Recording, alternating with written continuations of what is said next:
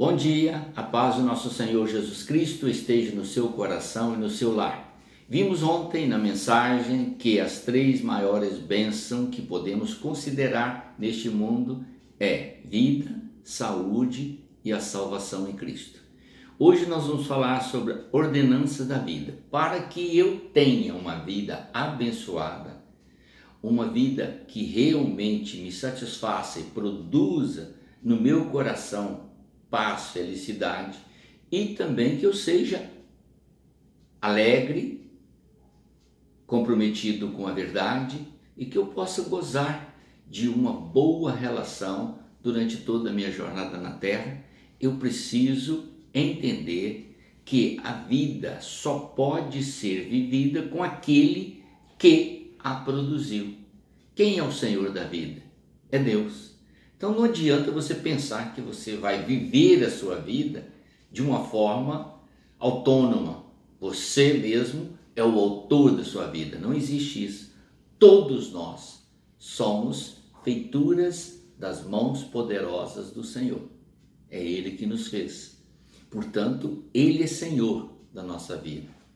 Agora, como eu vou viver a minha vida? Isso Ele me deu liberdade para que eu possa escolher os caminhos e como vivê-lo.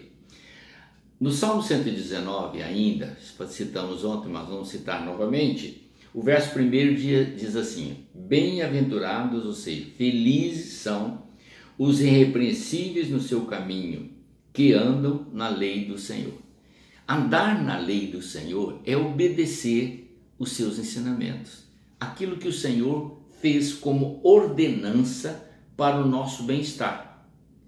Nós estamos num mundo que está envolto no pecado.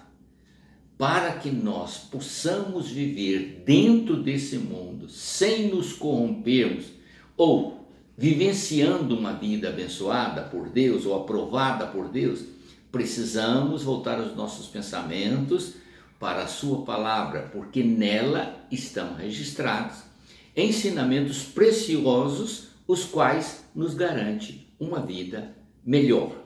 Então vamos ver. Bem-aventurados os irrepreensíveis no seu caminho, que andam na lei do Senhor. No verso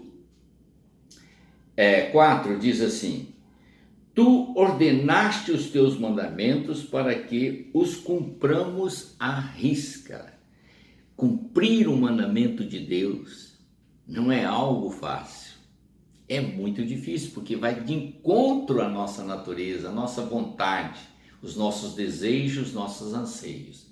Tudo quanto nós amamos e gostamos de fazer está ligado às necessidades que o mundo, aliás, às ofertas que o mundo produzem diante de nossos olhos.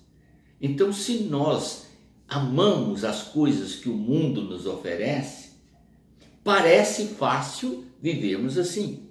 Porém, a palavra de Deus diz que o mundo jaz no maligno, que nós não devemos amar o mundo, nem o que no mundo há. Viu? Isso é um princípio, é uma ordenança dele. Quando você pensa nesse versículo, você vai entender o quê? Você vai entender que o Senhor está dizendo: você está no mundo, mas se você amar as coisas que o mundo te oferece, você vai se envolver com o pecado. E se você me envolver com o pecado, eu não posso te abençoar. Está vendo como é que a coisa é complicada? Porém, quando você pensa do lado de Deus, você vai entender o porquê. Deus é santo e não compactua com nada que é errado. E as coisas do mundo são todas contrárias aos ensinamentos do Senhor. Daí nós temos que ter um ponto de decisão. Eu tenho que escolher entre o prazer que o mundo me oferece ou cumprir a vontade de Deus. E vamos ver o porquê, né? Então ele diz assim, ó: ensina-me, tu ordenaste os teus mandamentos para que os cumpramos à risca. É o meu dever cumprir os mandamentos do Senhor. E ele coloca mais, de uma forma clara, numa expressão muito interessante. Quando você entende que cumprir o mandamento de Deus exige de mim uma renúncia, e quando eu entendo que esta renúncia está ligada a minhas faltas que eu cometo todos os dias, ou seja, aquilo que me parece bom, eu tenho que abandonar. que exatamente está ligado com os prazeres do mundo. E certa vez Paulo estava na cadeia e ele então teve diante de si, ele estava na cadeia por causa do nome do Senhor e dos mandamentos do Senhor. Então, ele estava aguardando o julgamento para ser preso, mas o anjo do Senhor desceu para socorrê-lo naquela situação. E quando o anjo libertou, abriu as cadeias e deixou todos os prisioneiros livres, mas ninguém fugiu, o carcereiro desesperado gritou assim: vou morrer, porque os romanos, a lei era severa, se ele dormisse no posto, morreria no dia seguinte. Então ele entendeu, vou morrer, e lançou da espada para tirar a sua própria vida. Paulo então disse para ele não fazer isso, porque ninguém tinha saído da cela, ainda que as portas estivessem abertas. E ele logo caiu em si e reconheceu que Paulo estava trazendo a ele algo novo, aquilo que ele realmente precisava. Então Paulo disse a ele, aí ele falou para Paulo, né, o que ele deveria fazer? E Paulo diz: crê no Senhor Jesus e serás salvo, tu e a tua casa. Essa palavra crê no Senhor Jesus constitui, portanto, uma ordenança de Deus. Se você crê no Senhor Jesus, você obtém a vida eterna, você obtém a libertação espiritual, você vai passar a viver em comunhão com o Senhor e tem a possibilidade de alcançar toda a sua família também para viver nesta mesma comunhão com Deus. Temos ainda na mesma palavra, na palavra do Senhor registrada no capítulo 8, verso 31 de João, Jesus dizendo que aquele que crê deve permanecer nos seus ensinamentos. Observe bem, se você crê e permanecer nos ensinamentos, você está cumprindo mais uma ordenança do Senhor. As ordenanças são para a vida, não são para a morte. Elas produzem vida em nós, quando as colocamos em prática e cremos que verdadeiramente procede do coração de Deus.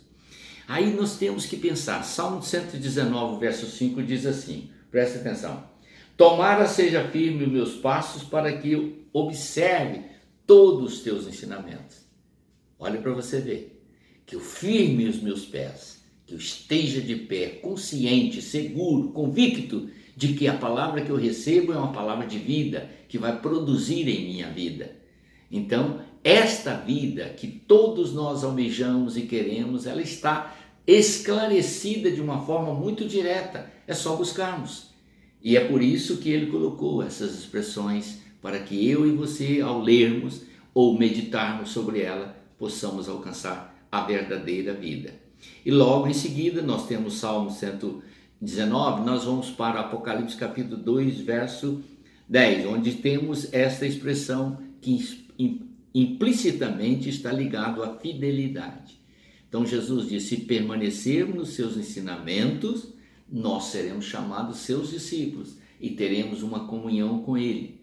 E agora olhe bem, ele diz assim, que nós temos que permanecer firmes até a morte.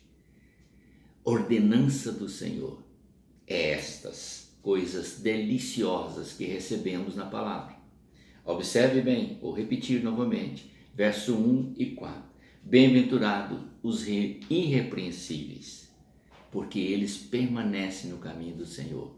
Bem-aventurados os que creem, porque eles alcançarão a misericórdia de Deus até sobre a sua vida e sobre o seu lar. Bem-aventurados que permanecem na palavra, porque esses se tornam discípulos de Cristo.